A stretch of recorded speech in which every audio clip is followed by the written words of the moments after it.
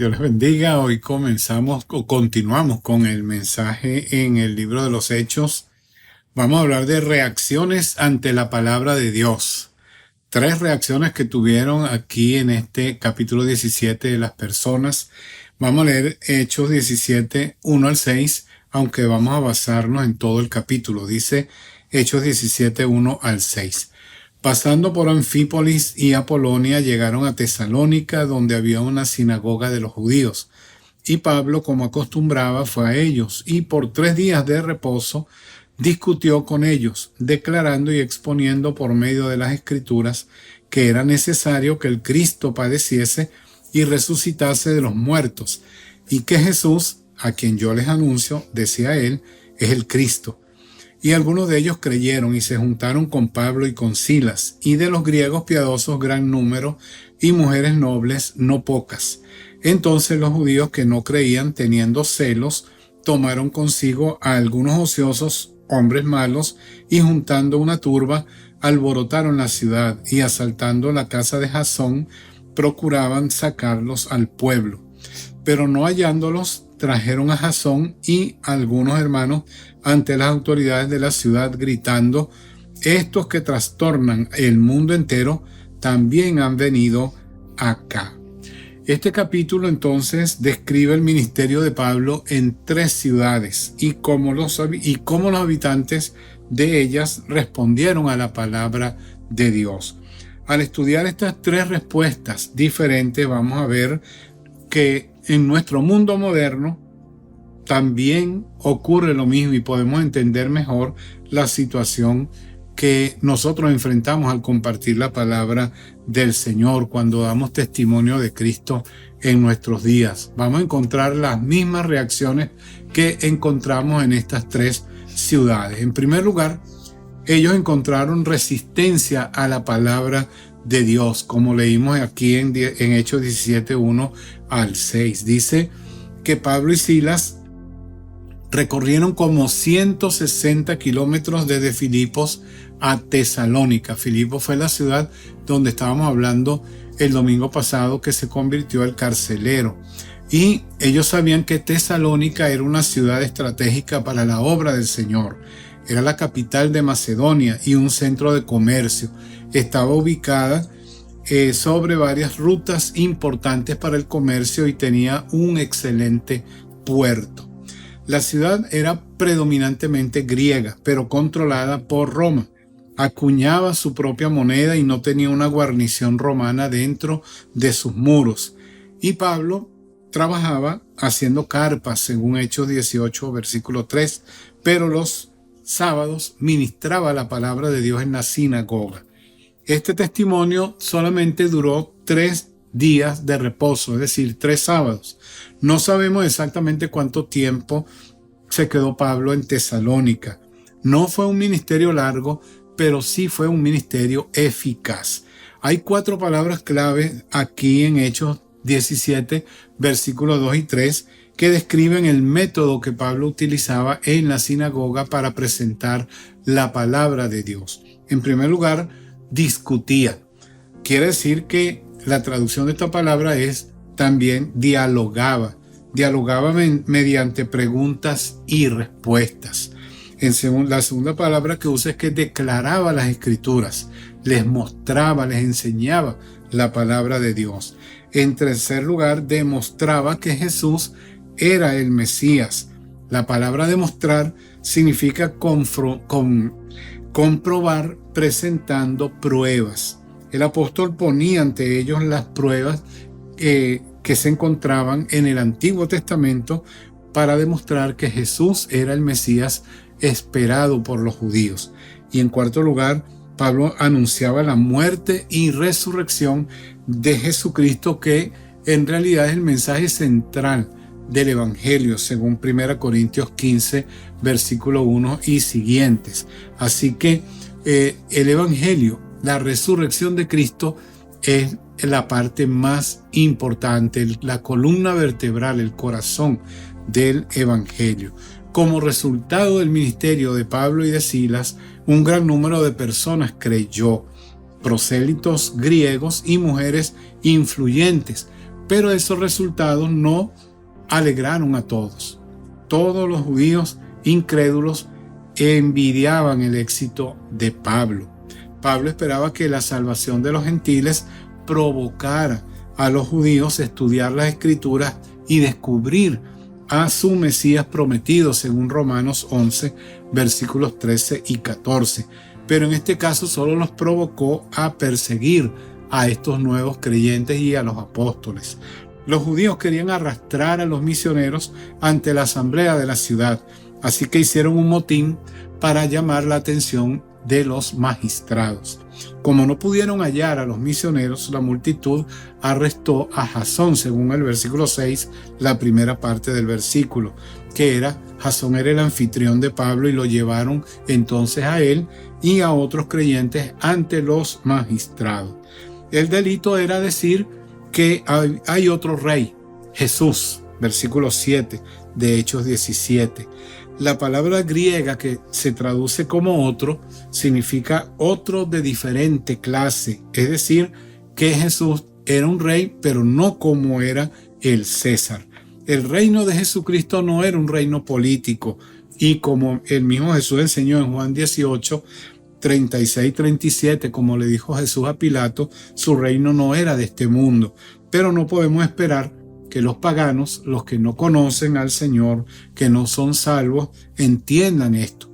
La realeza de Jesucristo es diferente a las de los gobernantes de este mundo. Él, Jesús, conquista con embajadores, no con ejércitos. Sus armas son la verdad y el amor. Da a los hombres paz.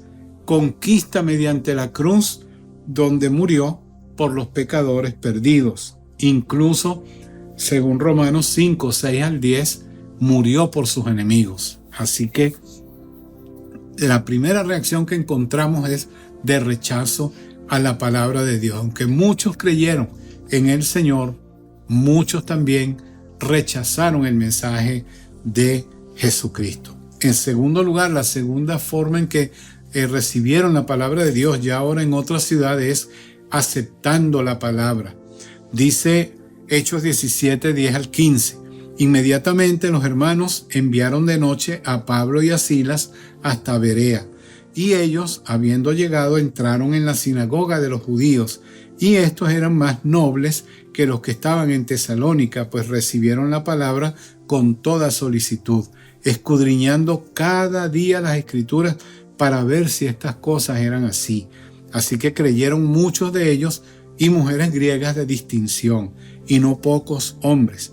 Cuando los judíos de Tesalónica supieron que también en Berea era anunciada la palabra de Dios por Pablo, fueron allá y también alborotaron a las multitudes.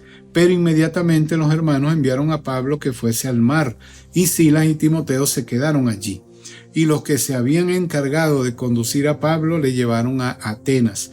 Y habiendo recibido orden para Silas y Timoteo de que viniesen a él lo más pronto que pudiesen, salieron. Hechos 17, 10 al 15. Así que, mientras estaban siendo perseguidos en Tesalónica, ellos, amparados por la noche, Pablo y Silas salieron de la ciudad y se dirigieron a Berea, que estaba a unos 72 kilómetros de distancia, el versículo 10 de este capítulo 17. Pablo fue a la sinagoga y encontró un grupo de personas interesadas en estudiar las Escrituras, según Hechos 17, 11. Se reunían diariamente para estudiarlas y determinar si lo que Pablo decía era verdad o no. Nosotros deberíamos imitar a estos bereanos, estudiando fielmente la palabra de Dios cada día. Hay mucha gente que se confunde con tantos mensajes, tantas iglesias, tantos predicadores. Si nosotros nos dedicáramos a estudiar la palabra de Dios y a lo que dicen estos predicadores, pudiéramos compararlo con lo que dice la Escritura, la palabra de Dios, la Biblia, nosotros pudiéramos estar tranquilos sabiendo que estamos estudiando y oyendo que es la verdad o si es mentira lo que nos están diciendo. Así que estos creyentes se reunían diariamente para estudiar las Escrituras y determinar si lo que Pablo decía era verdad o no. Deberíamos imitarlos entonces, les decía, estudiar fielmente la palabra de Dios cada día y conversar con respecto a lo que aprendemos, examinando los mensajes también que escuchamos. Dios usó su palabra para que muchos confiaran en Jesucristo, según Hechos 17, versículo 12. Pero de nuevo, Satanás llevó a los judíos incrédulos de Tesalónica hasta Berea y allí agitaron al pueblo, según Hechos 17, 13. Esto nos enseña que Satanás tiene también sus misioneros.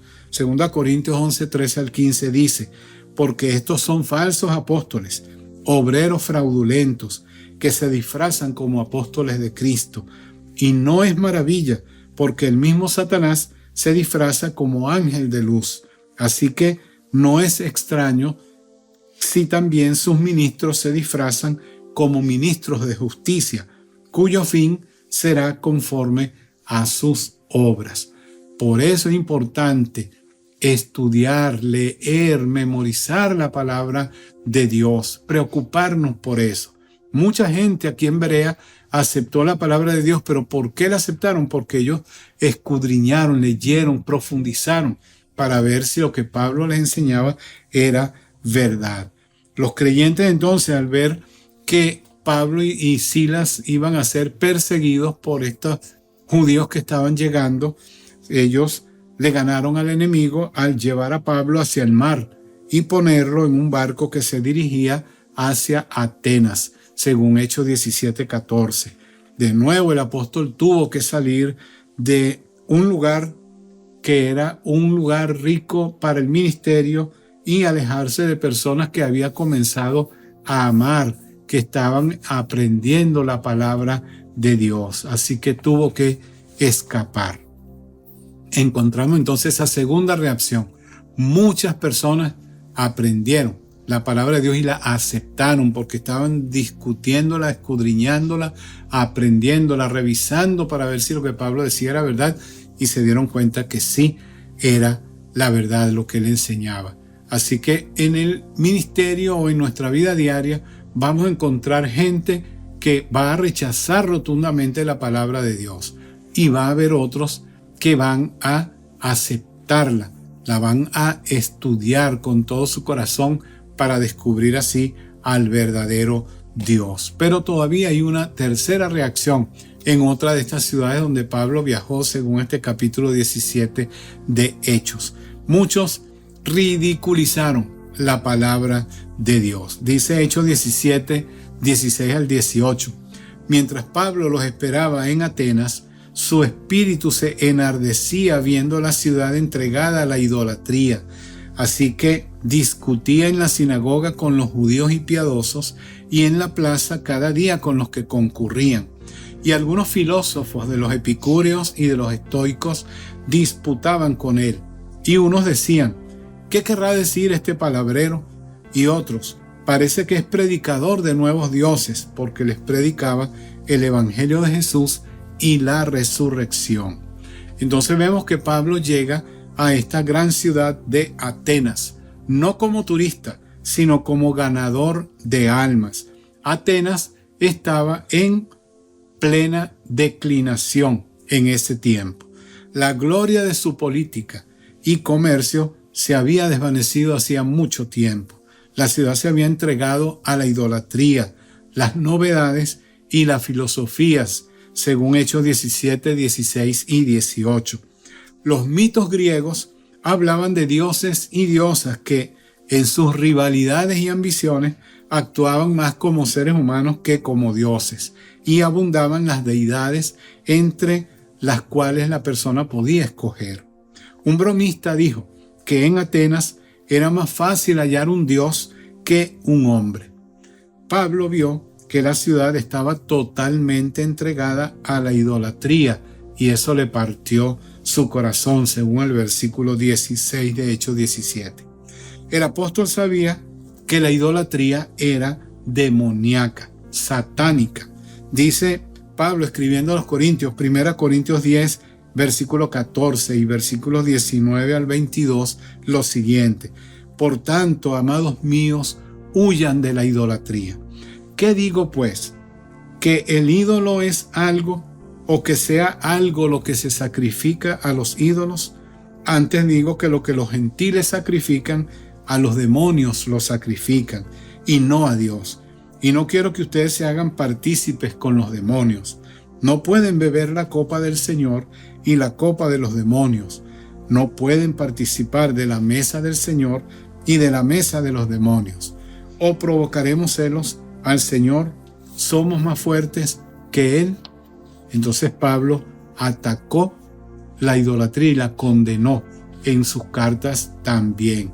Los muchos dioses de los griegos eran solo personajes de historias que no podían cambiar la vida de los hombres.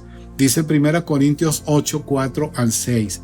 Acerca pues de las viandas que se sacrifican a los ídolos, sabemos que un ídolo no es nada en este mundo y que no hay más que un Dios.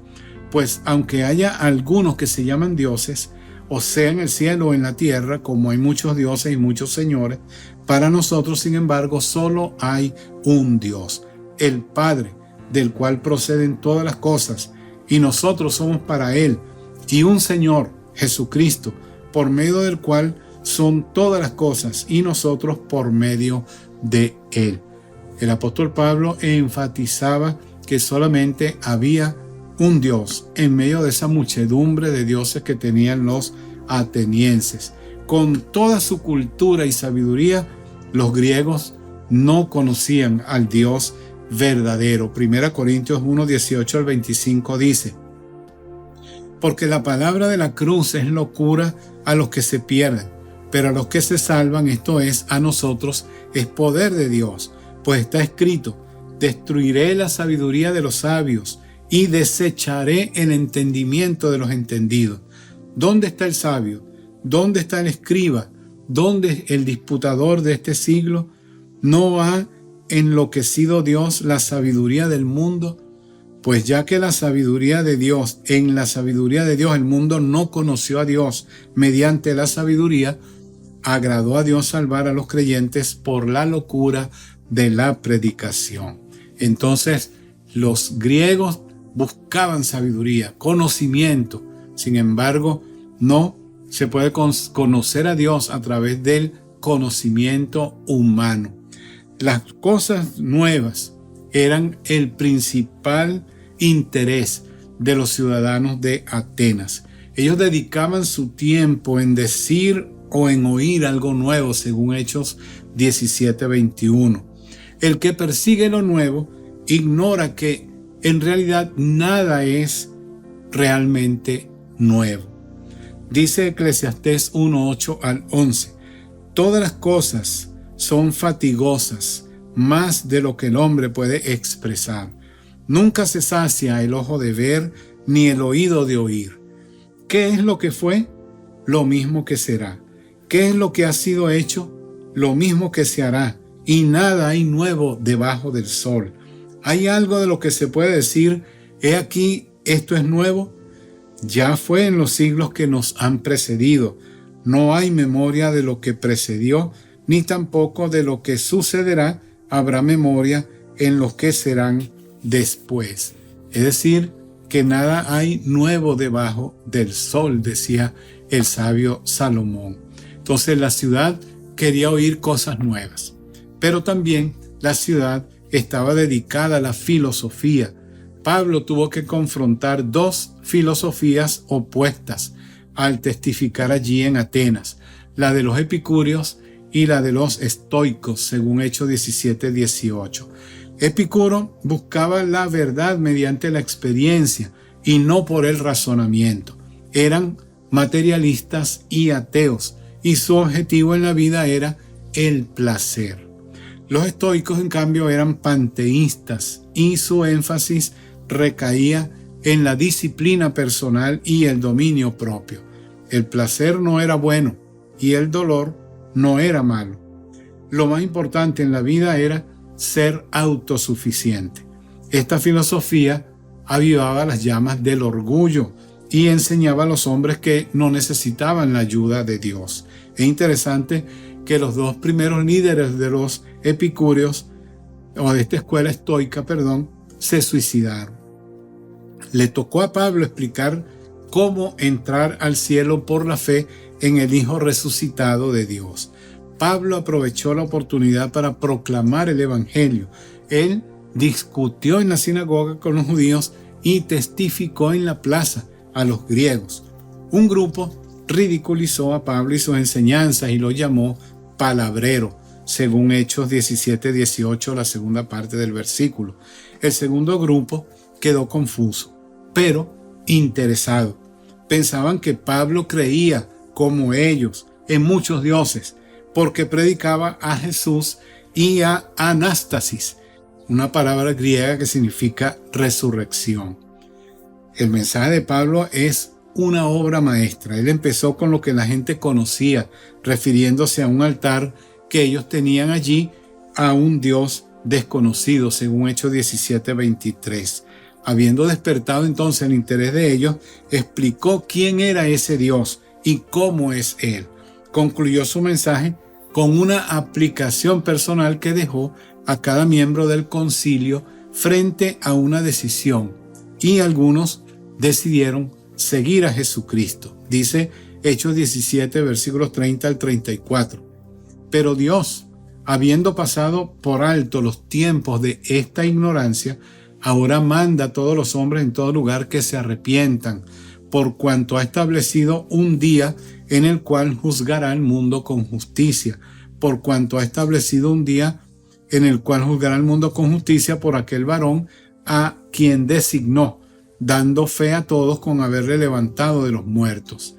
Pero cuando oyeron lo de la resurrección de los muertos, unos se burlaban y otros decían: ya te oiremos acerca de esto otra vez. Y así Pablo salió de en medio de ellos. Mas algunos creyeron, juntándose con él, entre los cuales estaba Dionisio el Areopagita, una mujer llamada Dámaris, y otros con ellos. Hubo fruto en este lugar. Mucha gente no quiso creer porque su filosofía los tenía cegados, o su idolatría también. Hubo respuestas entonces diferentes a este mensaje. Algunos se rieron, otros se burlaron, no tomaron en serio el mensaje de Pablo. Otros sí se interesaron y querían saber más. Algunos aceptaron lo que Pablo predicaba y creyeron en Jesucristo. Necesitamos personas que, como Pablo, como Silas, como los apóstoles, ellos puedan invadir hoy esos salones académicos y presentar a Cristo a las personas sabias entre comillas, de este mundo, pero que ignoran la verdadera sabiduría. Tenemos que llevar el evangelio a nuestra Atenas, a nuestra Berea, a nuestra Tesalónica, cada día, y ser más intrépidos al predicar la palabra de Dios. Así que te animo a que tú puedas despertar y comenzar a hablar la palabra de Dios a cualquier persona con quien te encuentres. No importa la reacción que ellos vayan a tomar. Fíjate las reacciones que hubo acá. Algunos rechazaron de plano la palabra de Dios, como los en Tesalónica. Otros estudiaron la Biblia para ver si era verdad lo que Pablo les enseñaba, como los que estaban en Berea. Y otros, como estos en Atenas, filósofos que querían oír cosas nuevas, otros, y así, idólatras. Ellos, sin embargo, algunos de ellos pudieron oír la palabra de Dios, se burlaron, rechazaron el mensaje, pero otros creyeron a la palabra de Dios. Así que no temas, predica la palabra de Dios, no importa. Las reacciones que encuentres van a ser variadas. Lo importante es que prediquemos la palabra de Dios. Si tú todavía no le has entregado tu vida a Cristo, yo te animo a que hoy le abras tu corazón a Él. Dile a Él esta oración. Dile: Señor Jesús, reconozco que soy un pecador y te necesito. Y en este momento te abro mi corazón y mi vida para que entres en mí. Ayúdame, Señor, a ser la persona que tú quieres que yo sea cada día de mi vida. Perdona mis pecados y limpia mi corazón. Gracias, Señor, por entrar en mi vida, y hoy yo te recibo como mi Señor y mi Salvador personal. En el nombre de Jesús. Amén. Amén. Si te gustó el mensaje, dale like y Si no te has suscrito al canal, suscríbete y marca las notificaciones. Si tienes alguna pregunta, alguna inquietud, alguna duda, tú puedes escribir a mi correo que aparece allí en la pantalla. Así que espero que en la próxima ocasión nos puedas sintonizar para seguir oyendo la palabra de Dios. Hasta luego, Dios te bendiga.